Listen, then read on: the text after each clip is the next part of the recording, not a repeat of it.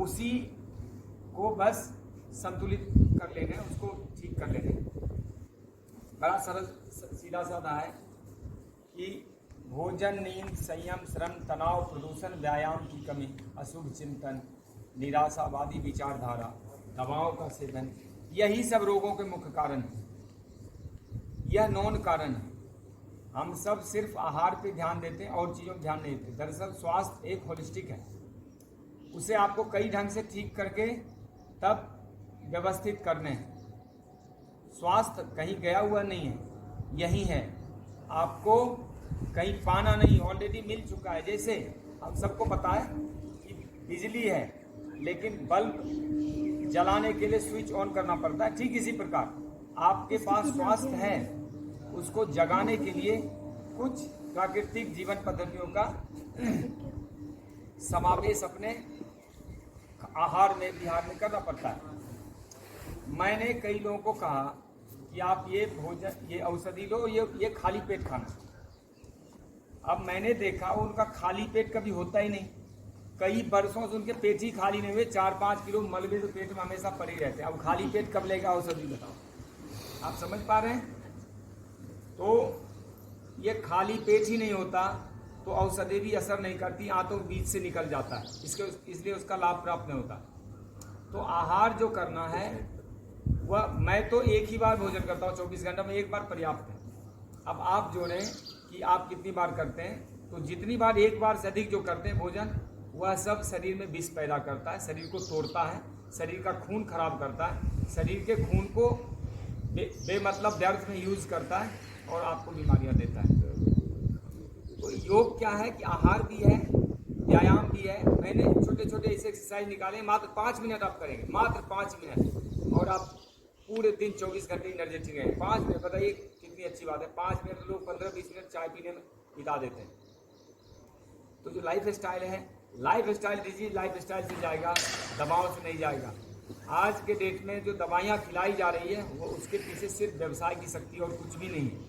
व्यर्थ में दवाइयाँ ठोकी जा रही है, उस पर थोपी जा रही है कि आप दवाई का, आपको लगता है मैं कुछ कर रही हूँ, कुछ मनोरंजन हो रहा है। दरअसल वो व्यवसाय का हिस्सा। भारत को ऐसे ही बर्बाद किया गया। पहले जो विदेशी कंपनियां आई, कुछ दिन तक दारू का व्यवसाय किया, उसके बाद नशा लग गया तो फिर परमानेंट दारू पीने लगे, लोग घर बेच के पीने लगे, धीरे धीरे दवाओं को खिलाने लगे, आज जमीन बेच बेच के दवाई खा रहे हैं। यह एक व्यवसाय का दुष्चक्र है, इससे बाहर निकलना है। तो 3 बातें मुझे जो कहनी है आपको। पहला, अपने शरीर को जानना है। आप इस मशीन को जाने, यह तन आपको दिया भगवान ने, इसके सुख दुख आपके हैं। यह खराब होगा तो इसका दुख आपको ही झेलना पड़ेगा। कोई धन खर्च कर सकता है, आपके बदले में दुख नहीं झेल सकता। तो अपने शरीर को जाने, यह काम कैसे करता है। यह मशीन, जैसे आपके पास गाड़ी है तो गाड़ी का मैनुअल आपको पता नहीं, गाड़ी चलाना पता नहीं, एक्सीडेंट होगा। ऐसे ही हो रहा है, इस शरीर को हम जानते ही नहीं। दूसरा है भोजन को पहचाने। पशु पक्षी भी अपने भोजन को पहचानते हैं। एक गधे के सामने घास रख दो और दूसरी तरफ पकौड़े रख दो, एक तरफ दारू रख दो, एक तरफ पानी रख दो, गधा क्या खाएगा, दारू पिएगा कि पानी पिएगा। फिर मनुष्य के सामने एक तरफ पेप्सी कोला रख दो और एक तरफ नारियल पानी रख दो, मनुष्य क्या करेगा, पेप्सी कोला पी लेगा। तो जब गधा, अपने सबसे मूर्ख प्राणी गधा समझा जाता है, तो वो अपने भोजन को पहचानता है। मनुष्य के भोजन की 3, आपकी गलती नहीं है, यह पूरे समाज में फैलाया जाता है। कोई नैरेटिव चलाया जाता है झूठ का, फिर झूठ को इतनी बार बोला जाता है कि दिन भर 6 महीने से कोरोना रूपी ये वायरस हमारे कान में डाल दिया। वो कोरोना निकलता ही नहीं। सोशल मीडिया पे जाओ या टीवी पे जाओ या पेपर में, लोगों के मुंह से हर जगह कोरोना कोरोना। तो ऐसा करके हमारा माइंडसेट हो जाता है खराब। तो इसी प्रकार ये दवाई अच्छा, ये टेबलेट विटामिन सी, इसमें कैल्शियम है, इसमें जिंक है, ऐसे करके आपको दवाओं से युक्त कर दिया जाता है। तो अभी जो लवकेश भाई बोल रहे हैं और पूनम जी बोल रही थी, बॉडी फ्रेंडली फूड खाने या फिर लाइफ फ्रेंडली फूड, इसको कहते हैं BFF या LFF।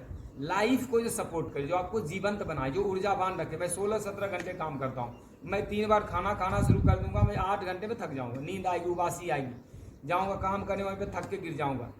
अगर लंबे समय तक काम करना है, अब कहेंगे मैं ऐसा स्वस्थ रहूं तो उससे धन कैसे, धन आता है ना, मैं डबल काम करता हूँ, उससे धन डबल कमा लेता हूँ। तो आपको योग से धन भी मिल गया, स्वास्थ्य मिला, शांति मिली, प्रसन्नता मिली, और एक दूसरे की मदद भी करते हैं, फिर हमारा जीवन सहयोग के ऊपर आधारित। तो 3 बातों में 2 बातें मैंने कह दिया। पहला, अपने आप इस मशीन को जाने, शरीर को जाने, भोजन को पहचाने।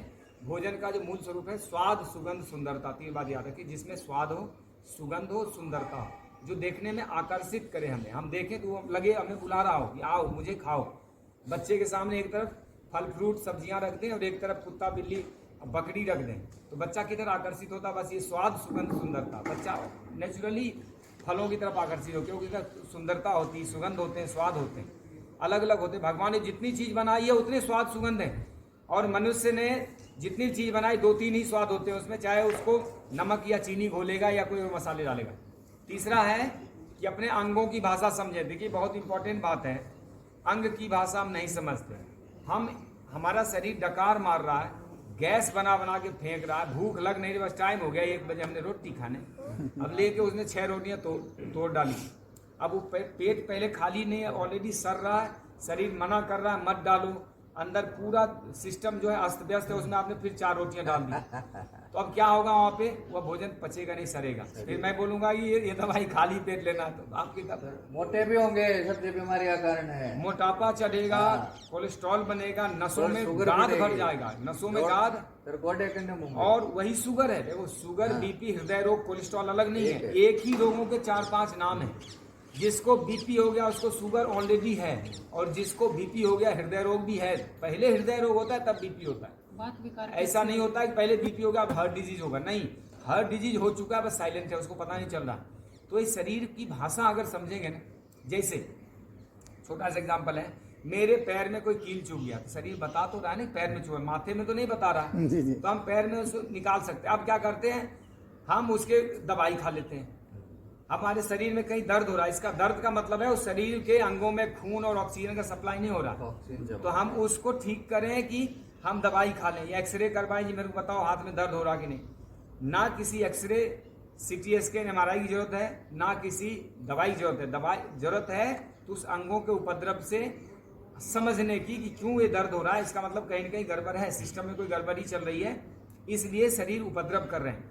सामान्यतः देखिए दर्द भगवान ने क्यों दिया, बहुत गहरी बात है।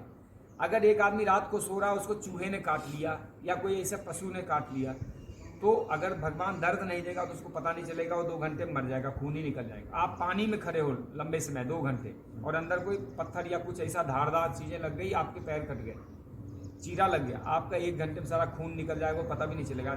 इसलिए भगवान ने दर्द दिया ताकि उस अंग को रिपेयर कर सके। अब लोग बात क्या करते हैं कि लेके टैबलेट खा के उसको भोथरा बना शून्य कर देते हैं कि हमें पता न चले। दर्द अभी भी है, ध्यान रखें, 4-6 घंटे के लिए दवाइयों ने उसको खत्म कर दिया, बस उसकी वो जो है ना उपद्रव जो आपको पता नहीं चल रहा है, दर्द है। और फिर आप क्या करते हैं, रोज दवाई खाते हैं, लगातार कई साल तक खाते हैं, वो दवाई नहीं खा रहे हैं, विष खा रहे हैं, भगवान के दिए हुए स्तन को विषैला बना के अपराध कर रहे हैं। ध्यान रखिए, तन आपको दिया गया है, आपको जीने के लिए इस संसार में धर्म, अर्थ, काम, मोक्ष, ब्रह्मचर्य, गृहस्थ, वानप्रस्थ, संन्यास की सार्थकता सिद्ध करने के लिए, इसलिए नहीं दिया गया कि वहाँ टेबलेट खाएं और हर दिन मर मर के जीना। पशु पक्षी तो नहीं जीते हैं, हाथी पहले भी 70 साल जीता था, आज भी 70 साल जी रहा है। मनुष्य पहले मैंने सुना है 150-125 साल, 100 वर्ष के तो आदमी अभी मैं देख रहा हूँ पुराने। हाथी ने दूध से लिया क्या, कैल्शियम क्या, दूध पीता है क्या? जब बताए ना रोटी खाता ना कैल्शियम के टेबलेट खाता है, और आज भी उतना ही जी रहा है। लेकिन मनुष्य आज देखिए 50 साल हो गया तब मान लिया जाता है, बोला अब तो कुछ नहीं हो सकता है, 50-60 साल जो जी लिया, बोला अब तो जी लिया जा। लेकिन होता क्या, दरअसल 60 के बाद जो जिंदगी होती मनुष्य की, वह समाज के लिए होती। 60 साल तक तो अपने बाल बच्चों को देगा समय, अपना काम करेगा, 20-25 वर्ष विद्याध्ययन, 20-25 वर्ष गृहस्थ आश्रम, अपने परिवार की देखभाल करना, जीवन को उन्नत बनाना, और उसके बाद जब वो जीवन है वह समाज के लिए होता, आपका नहीं होता वो जीवन, भगवान का कानून है। और 70-75 के बाद जो जीवन होता था वह होता था सिर्फ आत्म कल्याण, ध्यान योग के द्वारा ईश्वर को प्राप्ति करने का। लेकिन उसकी नींव बचपन में डाल दी जाती थी, तो सिस्टम पूरा खराब हो रहा, हमें सिस्टम ठीक करना। इतनी हम लोग मेहनत कर रहे हैं, हमारा कोई लालच नहीं है, हमारा एक पैसा, हमारे पास अच्छे जॉब, अच्छे कैरियर विकल्प थे। मेरे पास तो 3 सरकारी जॉब थी जो मैंने छोड़ दिया, 80-80, 90-90 हजार की। हमारा एक ही स्वार्थ है, हमारा भारत उन्नत होना चाहिए, समृद्ध भारत, शक्तिशाली भारत, सुखी भारत, गौरवमयी भारत, स्वस्थ भारत, स्वच्छ भारत, शिक्षित भारत और संस्कारमान भारत। हमारा एक ही लक्ष्य और कोई लक्ष्य नहीं। हम इस लक्ष्य की प्राप्ति के लिए काम करें। देखिए जीवन चलाने के लिए हमें भी काम करना पड़ता है, धन प्राप्त करने पड़ते हैं, लेकिन उस धन का लक्ष्य गलत नहीं है कि हम अरबपति करोड़पति बन जाए, लूटपाट करें।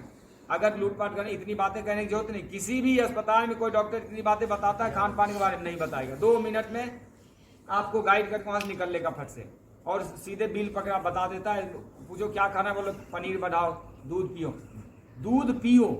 लेकिन सबसे पहले मना करेगा फल नहीं खाने। हाँ, ये एक और बड़ी, बता दो। कल मैं एक इंटरव्यू सुन रहा था आचार्य मनीष जी का। किडनी डिजीज है, बच्ची है 17-18 साल की लड़की, उसको किडनी का रोग है। उसको ताजा जूस पीना, फल खाना, सब्जी खाना, ये सब मना करे। कुछ सेलेक्टेड चीजें, दाल खाओ, पनीर खाओ, चिकन का सूप लो, चावल खाओ, राजमा खाओ, ऐसे छोले भटूरे, क्या क्या बता दिया उसको। अब वो खाई, उसका किडनी 80% तक खराब हो गया, और मात्र 11-12 दिनों में उन्होंने उसके किडनी का 50% उपद्रव शांत कर दिया। लड़की बोल रही थी हमें पता नहीं था ऐसा होता है। उसको सिर्फ फलों और जूस पे रखे थे वो, इतनी बड़ी बात। तो आप ये देखिए, कोई डॉक्टर आपको बताता है इतना बात, इतना समय देता नहीं लगाएगा। उनका हित है नहीं उसमें, उनको पता है ये बातें बता दी थी, व्यवसाय कैसे चलेगा। उनको टैबलेट बेच के जिंदगी भर आपको गुलाम बनाने। भारत पहले अंग्रेजों का गुलाम था, आज अंग्रेजी दवाओं का गुलाम, अंग्रेजी शिक्षा पद्धतियों का गुलाम है, अंग्रेजी भोजन का गुलाम है, अंग्रेजी भेषज का गुलाम, अंग्रेजी भाषाओं का गुलाम है, अंग्रेजी पहनावा ओढ़ावा का गुलाम है। तो हमें भारत को ठीक करना है तो थोड़ा हमारे विचार को बड़ा करना पड़ेगा। भ्रष्टाचार कहाँ पनपता है? जहाँ लोग अपना नहीं समझते उसको। तो अपनापन बढ़ाएंगे तो ये देश पूरा अपना लेगा।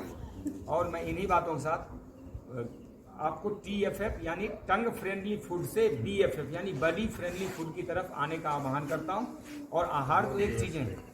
योग दिवस पे ढेर सारी शुभकामनाएं देता हूँ। योग आपके जीवन से कभी जाना नहीं चाहिए। इसमें यम नियम है, आसन प्राणायाम प्रत्याहार धारणा ध्यान समाधि। यह कोई फिजिकल एक्सरसाइज नहीं है, यह मेंटल भी है, स्पिरिचुअल भी है, या सोशल भी है, कल्चरल भी है, या इकोनॉमिकल भी है, आर्थिक भी है। 3 डायमेंशनल है। यह मनसा वाचा करना है। ये नहीं कि थोड़ा फूफा कर लिया फिर घर आके तनाव ले लिया, दे दनादन दारू पकौड़े खींच दिया, आपको कुछ नहीं मिलने वाला। आप अपने साथ मनोरंजन कर रहे हैं, अपने आप को ठग रहे हैं, झूठ बोल रहे हैं, कुछ नहीं मिलने वाला। मिलेगा तब जब उसकी सही पद्धति अपनाएंगे। धन्यवाद। ओम जय हिंद, भारत माता की जय। और चीनी सामान का बहिष्कार हो। भारत के वीर बलिदानी सैनिकों का, सैनिक अमर रहें। और हमारे चाइना के साथ जो स्ट्रगल चल रहे हैं, अभी हमें आत्मनिर्भर भारत बनाना है। अपने लोकल चीज हम करके दिखे। हम 3 महीने जब इस लॉकडाउन के पीरियड के दौरान बिना विदेशी सामान के रह सकते हैं, हम आगे भी रहेंगे। हम अपनी चीजें बनाएंगे और अपने देश का कल्याण करेंगे। धन्यवाद। अजीत जी का बहुत बहुत